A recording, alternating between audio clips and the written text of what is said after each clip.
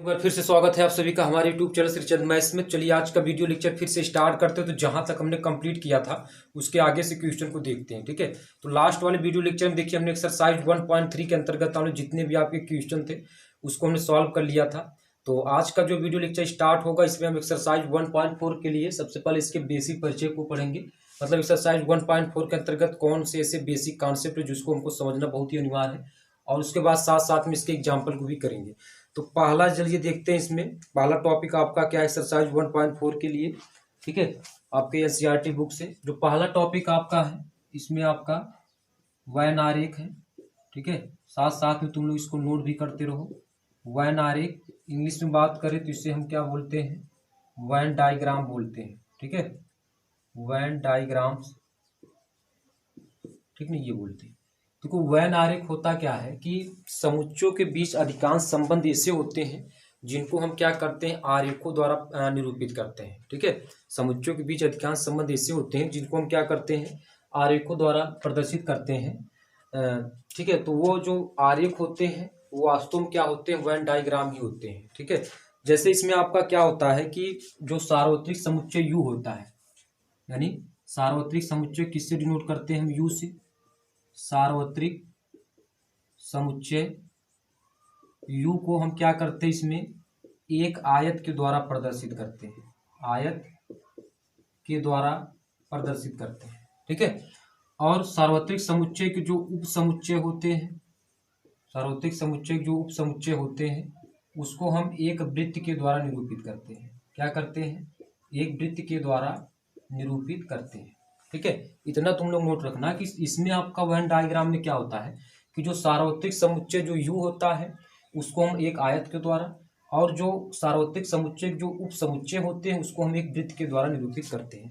चलिए यहाँ तक तुम लोग को समझ में आ गया होगा, ठीक है। चलिए इसी प्रकार जैसे हमने यहाँ पर इसको लिखा है, सेम इसी प्रकार से चलिए एक आयत बनाते हैं। जो आपका आयत होगा वो आपका क्या होगा, सार्वत्रिक समुच्चय होगा, वो आपका क्या होगा, सार्वत्रिक समुच्चय होगा, ठीक है।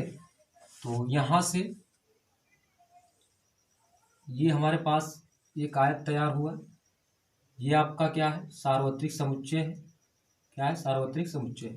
सार्वत्रिक समुच्चय के अंदर इसका आपका एक उप समुच्चय है, ठीक है, जिसे हम किससे डिनोट करते हैं, वृत्त से, और इसको मान लेते हैं ए है, ठीक है। यानी जो पूरा आयताकार है ये आपका क्या है, सार्वत्रिक समुच्चय है।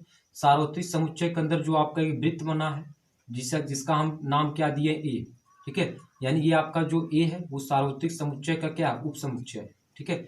चलिए इसमें आपका कुछ एलिमेंट्स दिया है उसको देखते हैं कि एलिमेंट्स क्या क्या है, ठीक है। तो सार्वत्रिक समुच्चय जो एलिमेंट्स दिया है वो आपका एक है, और उसके बाद कितना है, 5 है, और 9 है, 3 और 7 है, और इसमें आपका जो दिया है ए में यानी 2 है, 4, 6, 8 और उसके बाद 10 दिया है, ठीक नहीं, ये आपका दिया है।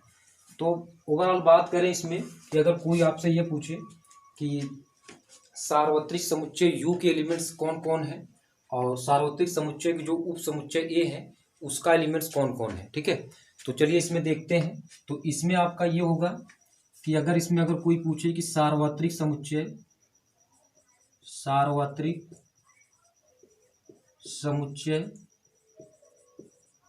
यानी यू के अवयव जो होंगे वो आपके कौन कौन से होंगे, यानी अब देखो यू के अवयव पूछ रहा है तो इसके अंतर्गत जितने भी आपके एलिमेंट्स हैं सब आपके क्या है, यू के अवयव हैं, वो सब क्या है, यू का अवयव है। तो यानी 1, 3, 5, ठीक है, और डॉट डॉट कहाँ तक आप कह सकते हैं, 10 तक, ठीक है। यानी 1, 3, 5 डॉट डॉट आपका कहाँ तक है, 10 तक, यानी 1, 3, 5 यानी 4 भी है, तो 1, 2 तो इसमें है नहीं, 2 भी है, तो यहाँ से हम इसको कह सकते हैं, इस टाइप से लिखेंगे। यानी आपका कितना हो जाएगा, 1, 2, 3 कहाँ तक, 10 तक। यानी सार्वत्रिक समुच्चय यू के जो एलिमेंट्स होंगे 1 से लेकर कहाँ तक है, 10 तक है, ठीक है। और उसके बाद सार्वत्रिक समुच्चय के जो उप समुच्चय हैं, सार्वत्रिक समुच्चय के उप समुच्चय यानी ए, तो ए इसमें जो समुच्चय ए में एलिमेंट्स है, यानी देखो अब सार्वत्रिक समुच्चय के उप समुच्चय पूछ रहा है तो मतलब जो एम एलिमेंट्स है केवल उन्हीं को हमको लिखना है, बाकी सबको छोड़ देना है। यानी जो ये आपका 1 5 9 3 7 इसको छोड़ देना है। मतलब इस वृत्त के अंदर जितने आपके एलिमेंट्स है उसको हमको लिखना है। तो आपका कौन कौन सा है, 2 है, 4 है, 6 है, उसके बाद 8 है, उसके बाद क्या है, 10 है। तो इस प्रकार आप कह सकते हैं कि सार्वत्रिक समुच्चय के जो उप समुच्चय में जो एलिमेंट्स हैं आपके क्या है, 2 4 6 8 10 है।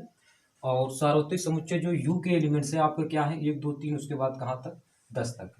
ठीक है, चलिए सेम इसी प्रकार से आपका इसी में ये आपका जो आकृति है, मतलब आपकी एनसीईआरटी बुक से ही सारे मतलब चीज है इसमें। ये आकृति आपका 1.2 है। ठीक है, चलिए दूसरी आकृति इसमें देखते हैं, उसको देखते हैं। तो दूसरी आकृति आपका जो होगा 1.3 का होगा। इसमें आपका ये है, ये आयताकार इसमें भी है, इस टाइप से बना है। और इसके अंतर्गत आपके 2 वृत्त हैं, यानी 2 वृत्त हैं इसमें, मतलब समुच्चय यू के आपके क्या हैं, 2 उप समुच्चय हैं, एक ए है और दूसरा आपका क्या है, बी है। तो चलिए बनाते हैं इसको।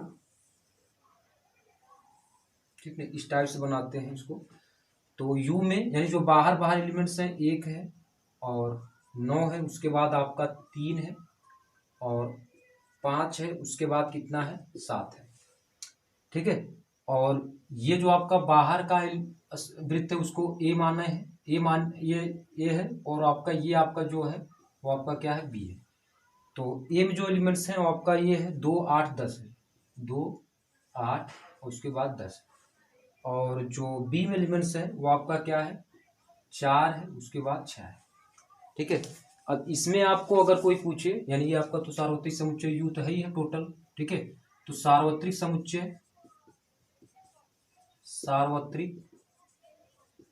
समुच्चय यू के जो एलिमेंट्स हैं वो आपका क्या होंगे, 1 2 3 डॉट डॉट कहाँ तक, 10 तक। ठीक है, अब सार्वत्रिक समुच्चय के इसमें आप सार्वत्रिक समुच्चय के 2 उप समुच्चय हैं, एक उप समुच्चय ए है, दूसरा आपका बी है। तो अगर इसमें कोई पूछे कि उप समुच्चय ए के एलिमेंट्स क्या है, तो मेरे भाई ध्यान से समझो। अब यहाँ से उप समुच्चय ए के एलिमेंट पूछा है, तो ये आपका क्या है, उप समुच्चय आपका क्या है, उप समुच्चय के अंदर यानी उप समुच्चय ए के अंदर जितने भी एलिमेंट्स हैं वो चाहे आपका बी का ही क्यों ना हो, क्योंकि जो बी है वो क्या है, यानी जो बी उप समुच्चय है वो उप समुच्चय ए के अंदर ही है। तो इसमें जो उप समुच्चय एक जो एलिमेंट्स आएंगे वो आपका क्या होगा, 2 होगा, 4 होगा, 6 होगा, उसके बाद 8 होगा, उसके बाद क्या होगा, 10 होगा। और जो बी के एलिमेंट्स आएंगे वह केवल क्या होगा, वह केवल 4 होगा और उसके बाद क्या होगा, 6 होगा। ठीक है, मतलब यहाँ कन्फ्यूज नहीं होना है कि जो ए है यानी जो ए के एलिमेंट्स आएंगे, तो ए के जो उप समुच्चय ए के एलिमेंट्स आएंगे उसके अंदर जितने भी आपके एलिमेंट्स हैं सब आ जाएंगे। जैसे इसमें सार्वत्रिक समुच्चय में हुआ था, सार्वत्रिक समुच्चय के अंतर्गत क्या होगा, मतलब जितने आपके मतलब इस आयत के अंदर जितने भी एलिमेंट हैं सब आएंगे। इसी प्रकार आपका ये जो सार्वत्रिक समुच्चय का जो उप समुच्चय ए है, ठीक है, इस वृत्त के अंदर आपके जितने भी एलिमेंट्स हैं या उसके अंदर जितने भी उप समुच्चय हैं सारे उप समुच्चय के एलिमेंट्स यहाँ आएंगे। और जो बी के अंदर है, अब बी के अंदर अगर कोई और छोटा सा वृत्त रहता तो उसका भी एलिमेंट्स हम यहाँ लिखते हैं, लेकिन बी का अंदर आपका कोई वृत्त नहीं है, तो आपका मतलब बी में आपके जो एलिमेंट्स आपके क्या है, 4 और 6 है, तो 4 और 6 इस तरीके से लिख देंगे। चलिए इसी के अंतर्गत हम समझते हैं आगे की चीज़ों को, आप इसको नोट करिए। इसके अंतर्गत हम ये समझेंगे कि यूनियन ऑफ सेट्स क्या होते हैं, यानी बात करें समुच्चयों का सम्मिलन क्या होता है, और उसके बाद समझेंगे कि समुच्चयों का इंटरसेक्शन जिसे बोलते हैं, मतलब समुच्चयों का सर्वनिष्ठ क्या होता है, इन सब सारी चीज़ों को देखते हैं। तो चलिए इसको आप लोग नोट करिए, मतलब साथ साथ में इसका नोट भी करते रहो और उसके बाद आगे की तरफ चलते हैं। ठीक है, इसके बाद पढ़ेंगे हम समुच्चयों का सर्वनिष्ठ क्या है, इन सब सारी चीज़ों को देखते हैं। तो इसको नोट डाउन करिए आप। चलिए इसके अंतर्गत आपका पहला टॉपिक पढ़ते हैं, समुच्चयों का सम्मिलन यानी यूनियन ऑफ सेट्स क्या होता है, इसको समझते हैं। देखिए ठीक है, तो समुच्चयों का जो सम्मिलन होता है आप इसको इस तरीके से समझिए कि मान लीजिए हमारे पास 2 समुच्चय ए और बी है। ठीक है, मतलब सपोज कर सकते हो कि मान लीजिए हमारे पास 2 समुच्चय क्या है, ए और बी है। समुच्चय बी का सम्मिलन आप उसको इस तरीके से बनाएंगे कि उसमें क्या होना चाहिए, समुच्चय ए के सभी अवयवों के साथ क्या होना चाहिए, समुच्चय बी के भी अवयव। ध्यान से समझना कि समुच्चय बी का सम्मिलन तब होगा जब समुच्चय ए के सभी अवयवों के साथ क्या हो, समुच्चय बी के भी अवयव हो। और समुच्चय ए और समुच्चय बी में जो उभयनिष्ठ अवयव हैं उसको हमको केवल क्या करना है, एक ही बार लिखना है। ठीक है, यानी अगर मान लीजिए हम यहाँ मान लेते हैं, माना दो समुच्चय माना, दो समुच्चय हमारे पास क्या है, ए तथा बी है, ए तथा बी है, ठीक है। तो इनका सम्मिलन यानी यूनियन भी कह सकते हो। तो इनका सम्मिलन तब होगा जब क्या हो, जब समुच्चय ए के सभी अवयव के साथ साथ क्या हो, समुच्चय बी के भी अवयव हो, समुच्चय बी सभी अवयव के साथ क्या हो, समुच्चय बी के अवयव भी हो। और क्या होना चाहिए, दूसरा शर्त आपका ये है कि ए तथा बी में जो उभयनिष्ठ अवयव हैं उनको केवल क्या करना है, एक बार लिखना है, ठीक है। मतलब जो समुच्चय तथा समुच्चय बी में जो उभयनिष्ठ अवयव हैं उनको केवल क्या करना है, एक ही बार लिखना है। तो मतलब कोई भी दो समुच्चय हैं, बी डी कुछ भी हो, ठीक है, तो उनका सम्मिलन तब होगा जब आपका क्या हो कि समुच्चय ए के सभी अवयवों के साथ क्या हो, समुच्चय बी भी हो, और समुच्चय ए और समुच्चय बी में जो उभयनिष्ठ एलिमेंट्स हैं उनको केवल क्या करना है, एक ही बार लिखना है, ठीक है। चलिए इसी चीज को हम वेन डायग्राम से समझते हैं कि मान लेते हैं, यहाँ से उसको देख लेते हैं कि ये हमारे पास एक आयताकार है, ठीक है। मतलब आयताकार मतलब ये हुआ कि आपका यू सार्वत्रिक समुच्चय है। इसके अंतर्गत मान लीजिए दो उप समुच्चय हमारे पास ए है और दूसरा आपका क्या है, बी है। ये आपका ए है, दूसरा ये आपका क्या है, ये आपका बी है, ठीक है। तो ए तथा बी का सम्मिलन क्या होगा, इसमें ए के सभी अवयव के साथ बी के भी अवयव आएंगे, और ये आपका जो बचा हुआ थोड़ा सा हिस्सा है, ये जो बचा हुआ हिस्सा है ये वास्तव में आपका क्या है, उभयनिष्ठ भाग ही है। वास्तव में आपका क्या है, उभयनिष्ठ भाग ही है। मतलब ए और बी में जो उभयनिष्ठ है उसको हमको केवल क्या करना है, एक ही बार लिखना है, एक बार लिखना है, ठीक है। यानी जो ए तथा बी में उभयनिष्ठ होगा उसको हम एक ही बार लिखेंगे। इसका जो लिखने का तरीका होता है, जो प्रतीक होता है, प्रतीकात्मक जो रूप होता है वो आपका क्या होता है, ए यूनियन बी होता है। क्या होता है, ए यूनियन बी होता है, ठीक है। यूनियन मतलब इसको हिंदी में अगर लिखना चाहे तो यहाँ क्या लिखेंगे, समुच्चय ए, यहाँ लिखेंगे क्या, समुच्चय ए तथा बी का सम्मिलन, ए तथा बी का सम्मिलन। तो लिखने का तरीका आपका क्या होता है, ए यूनियन बी होता है।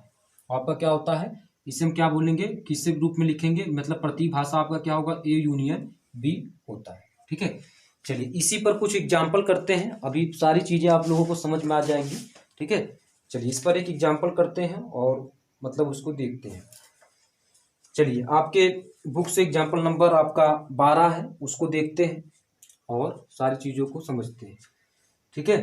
तो यहाँ से इसको रब करते हैं। चलिए आप लोग नोट करिए, उसके बाद एग्जाम्पल नंबर 12 की तरफ चलते हैं और 12 को देखते हैं।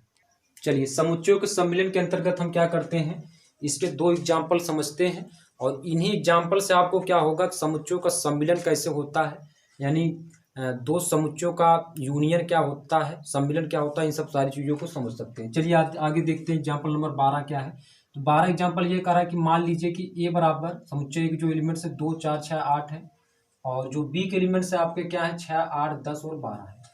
ए और बी का हमको मतलब ए यूनियन बी हमको निकालना है, ये तथा बी का हमको सम्मिलन निकालना। तो हमने सम्मिलन की परिभाषा ये बताया था कि अगर दो समुच्चय तथा बी है तो उसका सम्मिलन क्या होगा, समुच्चय ए के सभी अवयवों के साथ क्या होगा, समुच्चय बी के भी अवयव होने चाहिए, और समुच्चय बी में जो उभयनिष्ठ अवयव हैं उसको केवल क्या करना है, एक ही बार लिखना है। तो चलिए देखते हैं। तो यहाँ से इसका क्या होगा, ए यूनियन बी, यानी समुच्चय और समुच्चय बी का जो सम्मिलन होगा आपका क्या होगा, समुच्चय ए के सभी अवयवों के साथ क्या हो, समुच्चय बी के भी अवयव हो। तो यहाँ देखेंगे 2 यहाँ है, मतलब यहाँ इसको 2 लिख देंगे, 4 यहाँ तो 4 लिख देंगे, ठीक है। और उसके बाद देखेंगे 6 यहाँ 6 यहाँ, तो 2 बार इसको नहीं लिखना, उसको हम क्या करेंगे, एक ही बार लिखेंगे, तो 6 हो जाएगा। 8 यहाँ 8 यहाँ, तो उसको 2 बार नहीं लिखना है, एक ही बार लिखना है, ठीक है। उसके बाद आपका 10 हो जाएगा और उसके बाद आपका क्या हो जाएगा, 12। तो ए यूनियन बी बराबर आपका कितना हो जाएगा, 2 4 6 8 10 12। ठीक है, आशा करता हूँ आपको समझ में आ गया होगा कि ए यूनियन बी बराबर आपका क्या होगा कि समुच्चय ए के सभी अवयवों के साथ समुच्चय बी के भी अवयव हैं, और समुच्चय और बी में समुच्चय तथा बी में जो उभयनिष्ठ अवयव है वह क्या है, केवल एक ही बार आया है। मतलब यहाँ ये नहीं है कि दो मतलब 2 बार आया है, 2 बार आया है, ऐसा नहीं है। मतलब सारे एलिमेंट्स क्या केवल एक ही बार आए हैं। आगे चलते हैं, उदाहरण नंबर 13 देखते हैं। 13वां जो एग्जाम्पल है आपका ये कह रहा है कि मान लीजिए कि ए बराबर AEIOU है। मतलब जो समुच्चय ए के एलिमेंट्स आपका ये दिया है, समुच्चय बी के एलिमेंट्स आपका ये दिया है। पूछा ये हमको क्या है, पूछा यही नहीं है, मतलब हमको ये पूछा है कि दर्शाइए कि, मतलब ये दर्शाना है, दिखाना है कि ए यूनियन बी बराबर आपका क्या ए के बराबर होगा, यानी समुच्चय और समुच्चय बी का सम्मिलन करें तो क्या है, समुच्चय ए के बराबर है, ये हमको दिखाना। तो सबसे पहले हम क्या कर लेते हैं, ए यूनियन बी निकाल लेते हैं। तो भाई हमने ये बताया था कि ए यूनियन बी बराबर क्या होगा, समुच्चय ए के सभी अवयवों के साथ समुच्चय बी के भी अवयव हों, और ए और बी में जो कॉमन एलिमेंट्स है उसको एक ही बार लिखना है। ठीक है, तो चलिए यहाँ से देखते हैं। तो ए यहाँ 2 बार है तो उसको एक ही बार लिखेंगे। ठीक है, उसके बाद ई आपका कहीं नहीं है तो उसको एक बार लिख देंगे। उसके बाद आई डबलेट है तो उसको एक ही बार लिखेंगे। उसके बाद आपका ओ हो जाएगा, उसके बाद यू हो जाएगा। तो यहाँ देखो ए यूनियन बी बराबर हमारे पास क्या है, AEIOU है, और वही आपका ये जो ए यूनियन बी का एलिमेंट्स आया वही एलिमेंट्स आपका क्या है, ए के बराबर है। तो हम कह सकते हैं बराबर किसके है, ए के। तो हम कह सकते हैं, तो यहाँ से हम कह सकते हैं कि आपका क्या हो सकता है, ए यूनियन बी बराबर ए हो सकता है। मतलब इस टाइप के प्रश्न में आपका क्या हो सकता है, ए यूनियन बी बराबर ए हो सकता है। जरूरी ना हो, जरूरी नहीं है कि आपका ए यूनियन बी का जो आपका मान है वो समुच्चय ए के बराबर या समुच्चय बी के बराबर हो। मतलब प्रश्न के अकॉर्डिंग होगा कि आपका मतलब किस टाइप का प्रश्न दिया है। अगर होगा तो आप मतलब वहाँ कह सकते हैं कि ए यूनियन बी बराबर ए के बराबर है या ए यूनियन बी बराबर बी के बराबर है। ठीक है, मतलब ये फिक्स नहीं है कि ए यूनियन बी बराबर ए होता है। ठीक है, यहाँ आपका मतलब इस टाइप से क्वेश्चन ही कुछ ऐसा दिया था कि आपका क्या होगा कि ए यूनियन बी बराबर ए के बराबर हो जाएगा। यानी ए यूनियन बी का जो मान आया वो आपका क्या है, समुच्चय ए के बराबर। चलिए आगे समझते हैं। मतलब हमने क्या समझ लिया, समुच्चयों के सम्मिलन समझ लिया, और इसमें हमने 2 एग्जाम्पल भी कंप्लीट कर लिया। अब इसके अंतर्गत हम समझते हैं कि समुच्चयों का सर्वनिष्ठ क्या होता है, यानी इंटरसेक्शन ऑफ सेट्स क्या होते हैं। चलिए इसको नोट डाउन करिए आप लोग, उसके बाद आगे चलते हैं और समुच्चयों का सर्वनिष्ठ के बारे में समझते हैं। आगे चलते हैं। इसके बाद वेन आरेख का दूसरा जो आपका टॉपिक है वो आपका क्या, समुच्चयों का सर्वनिष्ठ यानी इंटरसेक्शन ऑफ सेट्स क्या होते हैं। बहुत ध्यान से समझना तुम लोग। जैसे इसमें आपका क्या होता है, मान लीजिए हमारे पास 2 समुच्चय तथा बी है। समुच्चय ए और बी का समुच्चय ए और बी का अगर हमको सर्वनिष्ठ निकालना है, यानी समुच्चय ए तथा बी का अगर हमको इंटरसेक्शन निकालना है, तो उसका परिभाषा इस तरीके से होता है कि मान लीजिए हमारे पास समुच्चय ए और बी है। ठीक है, ध्यान से समझना कि हमारे पास क्या समुच्चय और ए और बी है। समुच्चय ए और बी में जो उभयनिष्ठ एलिमेंट होगा, समुच्चय ए और समुच्चय बी में जो क्या होगा, उभयनिष्ठ एलिमेंट होगा, वही आपका क्या कहलाएगा, दोनों समुच्चयों का इंटरसेक्शन कहलाएगा। यानी समुच्चय ए और समुच्चय बी का इंटरसेक्शन, यानी समुच्चय ए और समुच्चय बी का सर्वनिष्ठ कहलाएगा। सर्वनिष्ठ का मतलब तुम लोग समझ ही गए होंगे। तो इसकी जो परिभाषा होती है तुम लोग ऐसे लिखोगे, समुच्चय ए तथा बी का सर्वनिष्ठ बराबर क्या हो सकता है, समुच्चय ए तथा बी में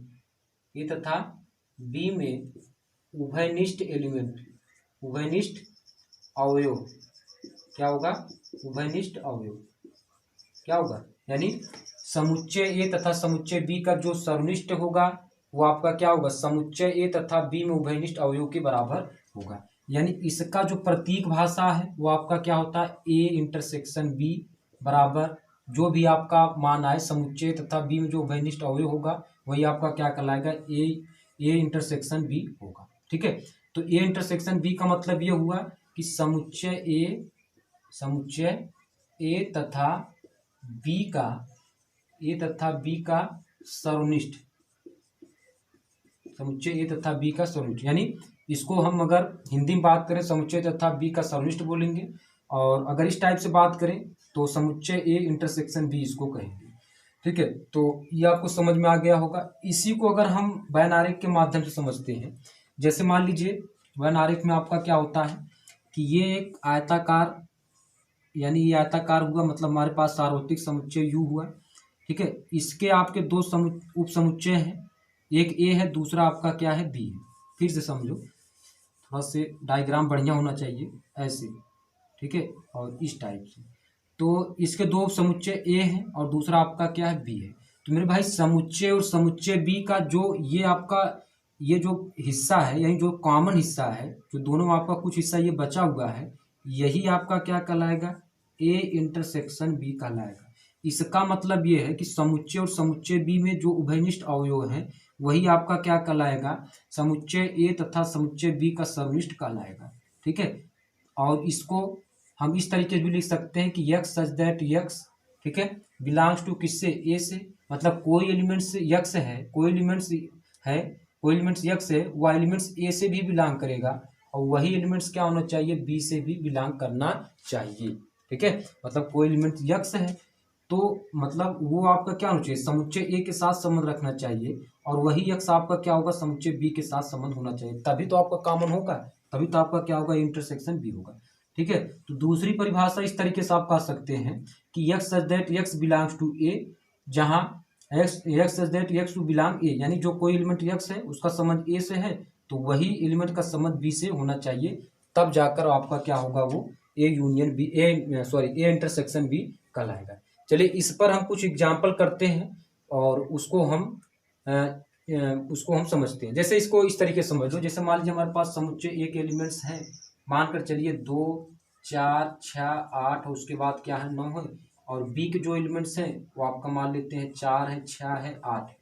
ठीक है, ये तो अगर हम आपसे ये कहें कि समुच्चय और समुच्चय बी का आप इंटरसेक्शन करिए, नहीं समुच्चय ए और बी का समनिष्ठ निकालिए, तो ए इंटरसेक्शन बी आपका क्या होगा, यानी समुच्चय और समुच्चय बी में जो उभयनिष्ठ हो।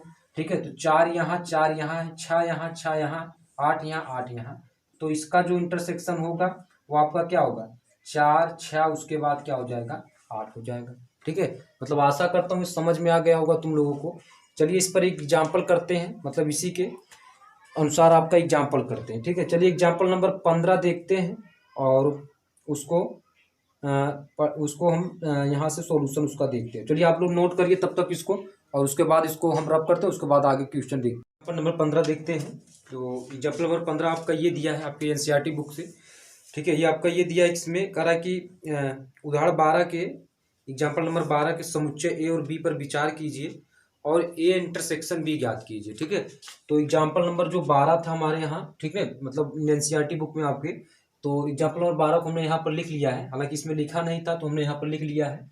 तो आपका यही था एग्जाम्पल नंबर 12। मान लीजिए कि समुच्चय ए बराबर 2 4 6 8 और बी बराबर आपका दिया था 6 8 10 12। ठीक है, अब हमको इसमें ये निकालना है, ए इंटरसेक्शन बी निकालना है। ठीक है, तो ए इंटरसेक्शन बी यानी समुच्चय ए और समुच्चय बी में जो उभयनिष्ठ अवयव होगा वही आपका क्या कहलाएगा, ए इंटरसेक्शन बी कहलाएगा।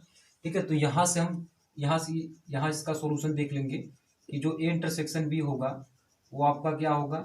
अब यहाँ देखेंगे कौन ऐसा एलिमेंट है जो आपका दोनों में है। ठीक है, तो दोनों में यहाँ से देखेंगे, समुच्चय ए में आपका एलिमेंट्स क्या है, 2 4 6 8 है, 2 यहाँ है और यहाँ 2 नहीं है, 4 यहाँ है, 4 यहाँ नहीं है, 6 यहाँ है और 6 भी यहाँ नहीं है, 8 यहाँ भी है। ठीक है, तो यहाँ दोनों में है तो ये आपका 8 हो जाएगा, और उसके बाद मतलब कोई ऐसा एलिमेंट नहीं है जो दोनों में कॉमन, मतलब 8 के अलावा कोई ऐसा एलिमेंट नहीं जो आपका कॉमन है, तो ए इंटरसेक्शन भी आपका क्या हो जाएगा, 8 हो जाएगा। ठीक है, ये हुआ। चलिए इसके बाद देखते हैं आपका एग्जाम्पल नंबर 16 क्या है। ठीक है, तो एग्जाम्पल नंबर 16 आपका ये दिया था आपके एनसीईआरटी बुक में, कह रहा है कि उदाहरण 14 के समुच्चय यक्स और वाई पर विचार कीजिए और यक्स इंटरसेक्शन वाई ज्ञात कीजिए। ठीक, तो उदाहरण नंबर 14 को हमने यहाँ पर लिख लिया इसको। ठीक है, तो चलिए उदाहरण नंबर 14 आपका यही था कि आपका मान लीजिए कि x बराबर, मतलब x कोई समुच्चय है और इसके जो एलिमेंट दिए गए हैं आपका ये दिया है कि राम, गीता, उसके बाद अकबर। ठीक है, कक्षा 11 के विद्यार्थियों का जो विद्यालय की हॉकी टीम में है एक समुच्चय है। ठीक है, और मान लीजिए कि y बराबर, मतलब ये आपका क्या है, दूसरा समुच्चय है।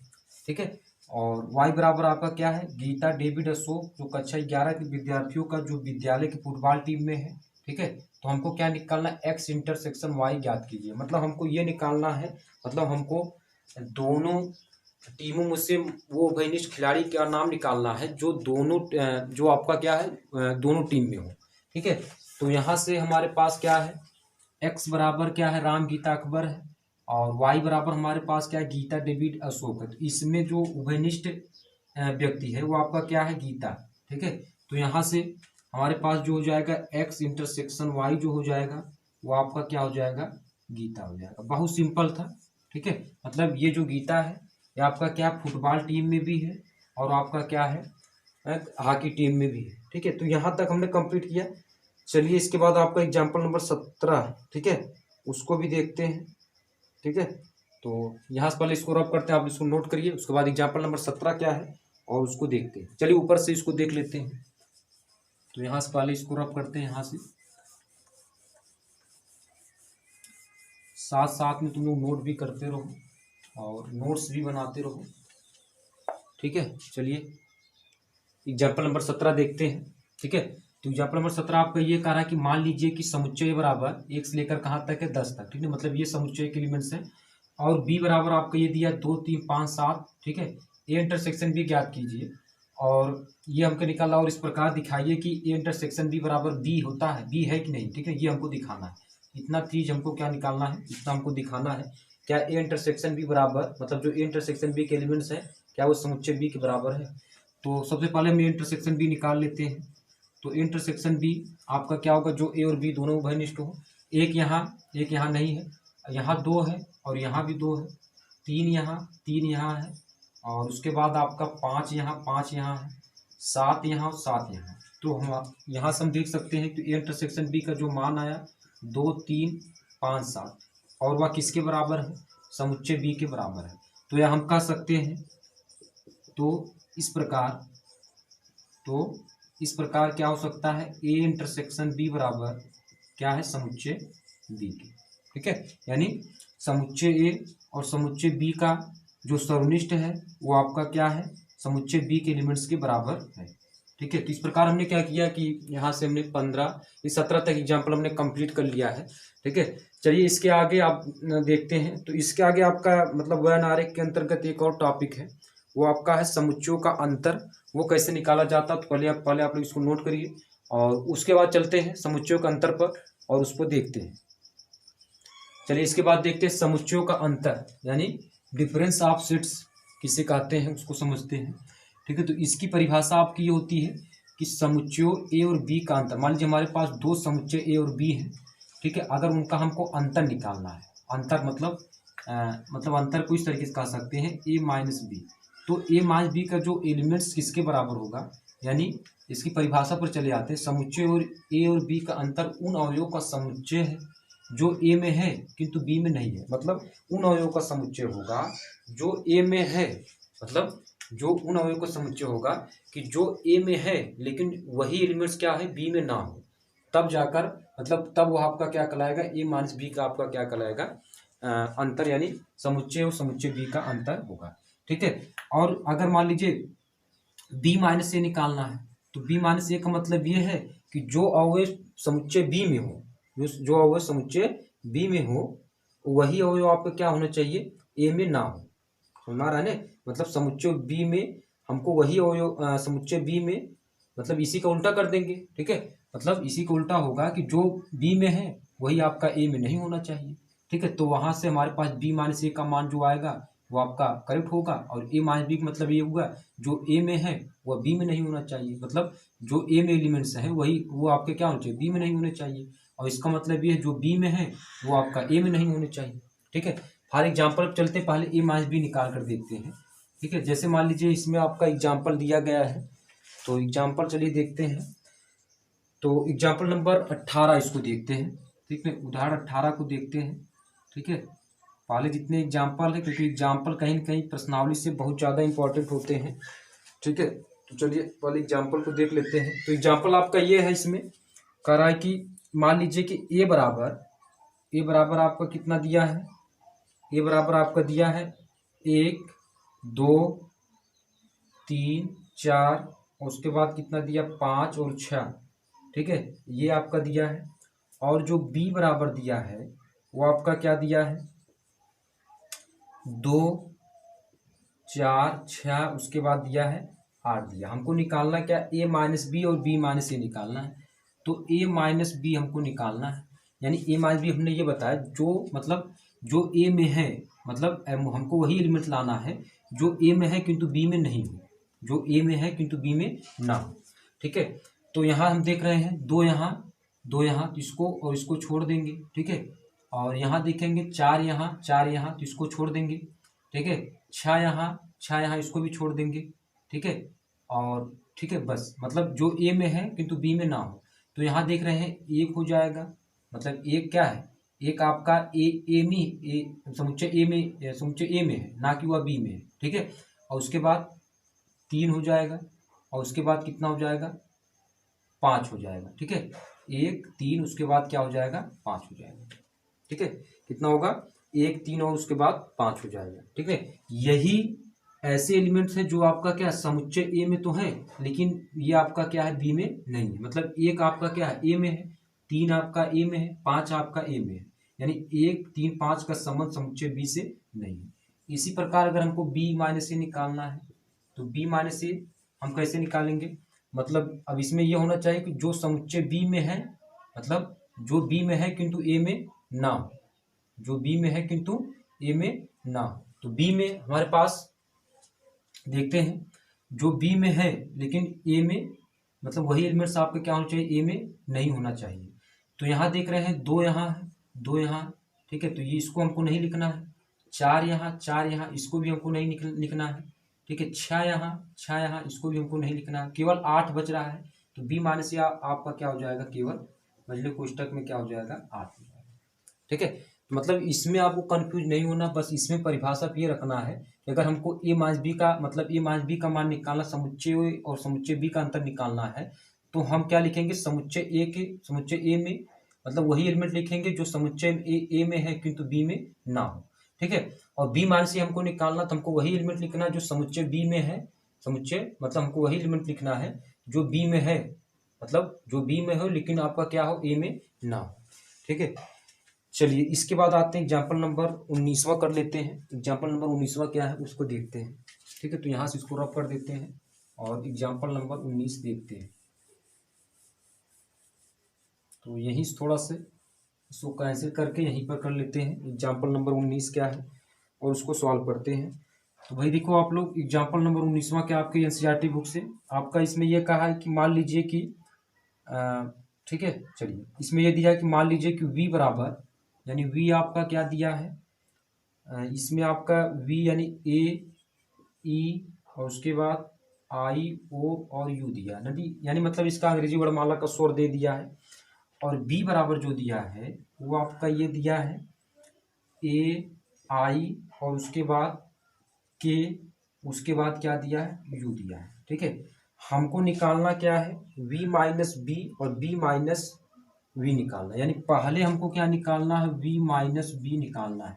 तो v माइनस बी का मतलब तुम लोग समझ ही गए होंगे कि जो v में है किंतु मतलब वही हमको एलिमेंट लिखना है जो v में है लेकिन आपका वही b में नहीं होना चाहिए। तो a यहाँ इसको हमको लिखना ही नहीं है। ठीक है, और उसके बाद देखेंगे u यहाँ इसको भी हमको नहीं लिखना है, i यहाँ इसको भी हमको नहीं लिखना है।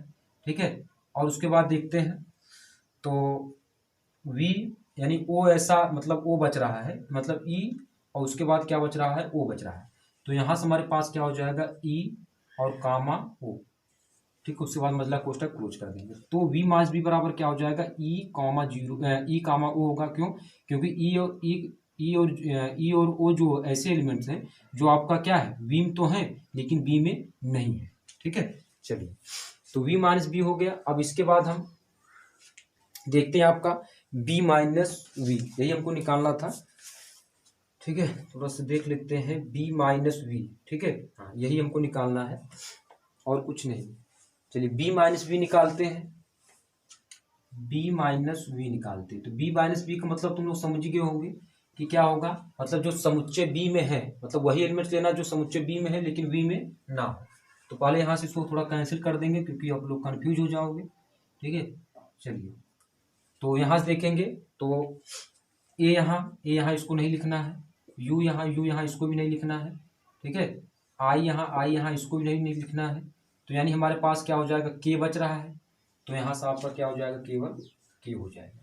अच्छा देखो, इसमें तुम लोग ये भी कह सकते हो कि a minus B is not equal B minus A के, कभी भी बराबर नहीं हो सकता, यानी a minus B is not equal to B minus A के। और इसमें भी देख सकते हो कि v minus B is not equal, कभी भी v माइनस बी के बराबर नहीं हो सकता। ठीक है, चलिए और देखिए आपका कोई और एग्जाम्पल है तो उसको भी करवाते हैं।